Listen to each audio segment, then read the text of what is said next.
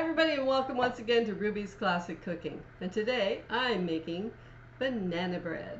Now, banana bread isn't really Christmassy, but you know what? I was cleaning up my freezer yesterday, my fridge freezer, and I found all kinds of bags of bananas. And I'm like, uh-oh, guess it's time to bake up some bananas. Got about 1.5 cups of mashed bananas. Now these don't look very tasty, and when you freeze your bananas, they do look like this, but you know what? They just improve the color of your banana bread, make it a little darker, and they taste delicious. Anyway, so if you have bananas left over that are starting to turn kind of brown, that nobody in your house wants to eat because they only want the nice yellow bananas, then you can just turn them into banana bread, banana chocolate chip cookies, which I'm also going to make today, all kinds of banana goodies. I'm going to start by greasing up my pan here. This is a stoneware pan, but you can also use a Pyrex pan, any kind of loaf pan that does a standard loaf of bread. It's also bake sale season and stuff like that in my neck of the woods, and I may be making up some mini loaves, you know, those little teeny weeny ones. One batch of banana bread batter will make you 4 of those mini loaves. So that's great for a bake sale or for something that you want to give away to someone. It gives them a nice little mini loaf. And there we go, all greased up. I'm just going to dive right into my banana bread recipe. This is actually a banana nut loaf, but I never put the nuts in because I don't like them myself. And so I just leave them out. I may put in a few extra bananas, but I never put nuts in them. Anyway, let's get started with the old recipe here. That seems determined to fall over today. I'm going to put 2 cups of all-purpose flour. That's Canadian all-purpose flour. A little bit different for you in the UK or in the United States, because this would be called bread flour in the United States or strong flour in the UK. It's because of our hard durum wheat we have here in Canada. So 2 cups of all-purpose flour. Now I'm going to add 1/2 cup of sugar. And that, just plain white granulated sugar. There you go. Right in there. Baking powder and baking soda go in here. And better follow the right recipe. And now I'm going to add 3 teaspoons of baking powder. 1, 2, 3. And that's baking powder, not baking soda. And I'm now going to add 1/2 teaspoon of baking soda. Totally different compounds, and you need to be careful about that. Oh, there's my oven telling me it's up to temperature, which is 350 degrees Fahrenheit, which is, I think that's 175 degrees Celsius. But don't worry, all of the ingredients and everything will be in my description box down below when I write this up. And that's all followed up with 1/2 teaspoon of salt.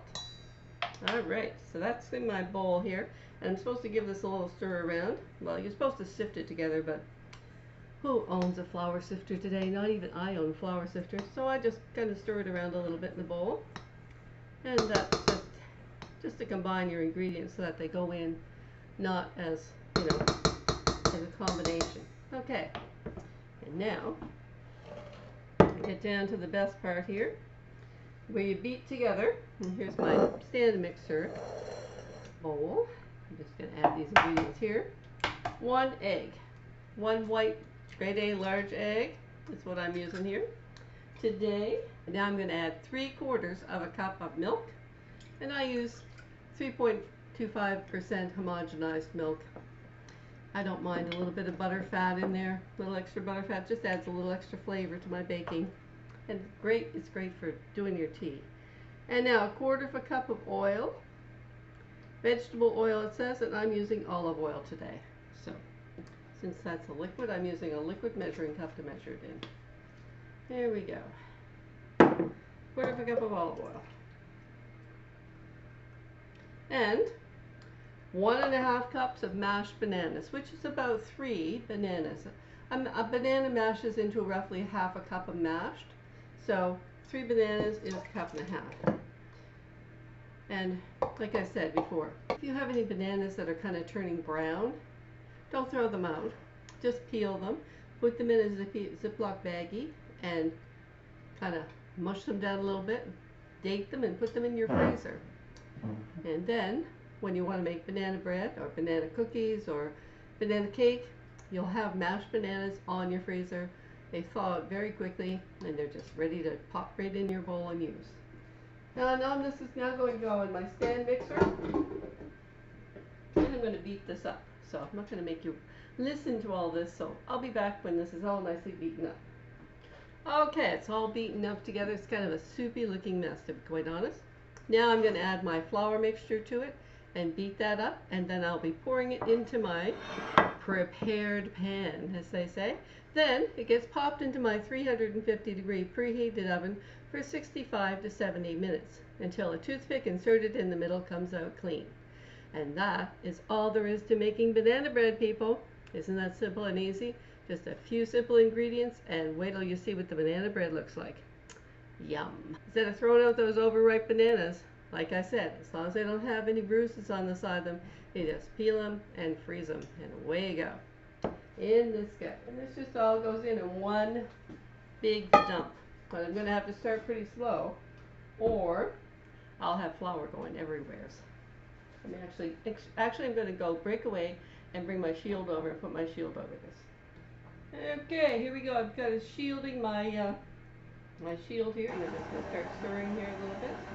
Just a few seconds in the mixer, and it's ready to be put into the pan. I'm just going to scrape down the sides of my bowl here.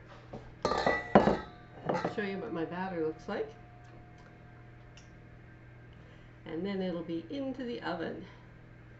In the old days, my oldest recipe used to say you had to thump it down and then you had to leave it sit for 20 minutes before you put it in the oven because, I don't know, they just wanted you to leave it sitting on the sides.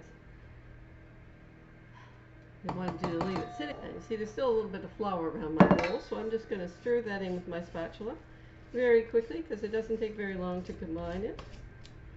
And it says your batter will be lumpy, and it will be lumpy because you have little lumps of banana in here. You don't want to puree that all the way. Here's my pan. Into my pan goes my banana bread mixture. Just in there, scrape it in there. Get all of it because it's all yummy goodness here. Don't leave it behind in your bowl. Okay. There's my bread, ready to go in the oven. I'll be back in an hour. Won't be any time to you, be an hour for me. Talk to you later. Oops, whatever.